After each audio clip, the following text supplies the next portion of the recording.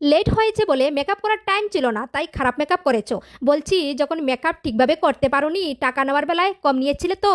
একজন দিদিভাই আমাকে খুব কষ্ট করে এই ড্রামাটিকভাবে কমেন্টটা আমাকে লিখেছেন। বলছি গো দিদিভাই, বলছি আপনি যখন এত কষ্ট করে আমাকে কমেন্টটা করেছেন, তাহলে উত্তরটা তো আপনাকে দিতেই হয়। তাই বলি কি জানো, ব্রাইডের বর আমাকে অনেক টাকা বাড়িয়ে দিয়েছেন খারাপ সাজিয়েছি বলে। তুমি কি পেয়েছো কখনো ভালো সাজিয়ে? পেয়েছি। এবার বুঝতে পারছো কার জন্য কি হয়েছে। তো যেটা বলছিলাম এটা সত্যই বলছিলাম, আমি কোনো নাটক করিনি। তার পাশাপাশি ব্রাইডের বর আমাদেরকে এত আদর যত্ন করেছে, তা আমি তোমাকে বলে বোঝাতে পারবো না।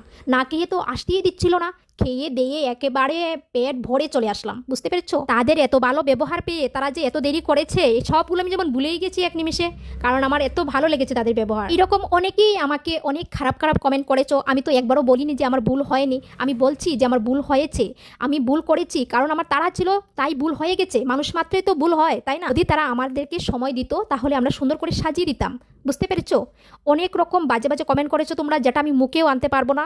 আবার অনেকেই আছো অনেক ভালো ভালো কমেন্ট করেছো। দেখো, কেউ কোনো দিনও চাইবে না যে কারোর স্পেশাল দিনটা নষ্ট হোক, তাই প্রথম থেকেই মেকআপ আর্টিস্ট বলে দেয়, দেখো টাইম কিন্তু মেনটেন রাখবে, টাইমে কিন্তু বসে যাবে, তাহলে দেরি হবে না, সময় মতো ছেড়ে দেবো, একদম ভালো হবে, টেনশন নেবে না। তবে অনেক দিদিভাই আমাকে অনেক ভালো ভালো কমেন্ট করেছে, তাদের থেকে আমি অনেক অনুপ্রাণিত হয়েছি এবং আগামীতে আরো ভালো কাজ করার চেষ্টা রাখবো। একজন দিদিভাই আমার কমেন্ট করছে যে মানুষের নেগেটিভ কথা বেজান কইব, কিন্তু তুমি কান দিও না। আমি বুঝলাম যে একজন মেকআপ আর্টিস্টের টাইম নেওয়ার সবসময় প্রবলেম হয়।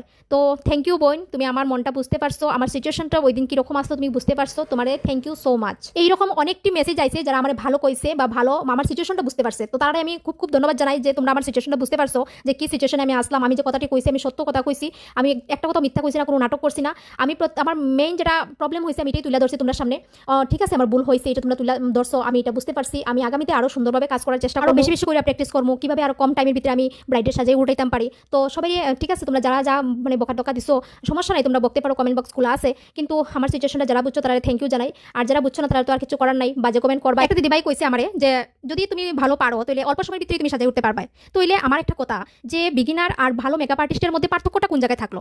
ভালো যারা মেকআপ আর্টিস্ট আছে তারা অনেক দিনের এক্সপিরিয়েন্স নিয়েই আসে, যার কারণে তারা ভালো মেকআপও করতে পারে, তার পাশাপাশি তারা খুব ভালো বাজেটও নেয়।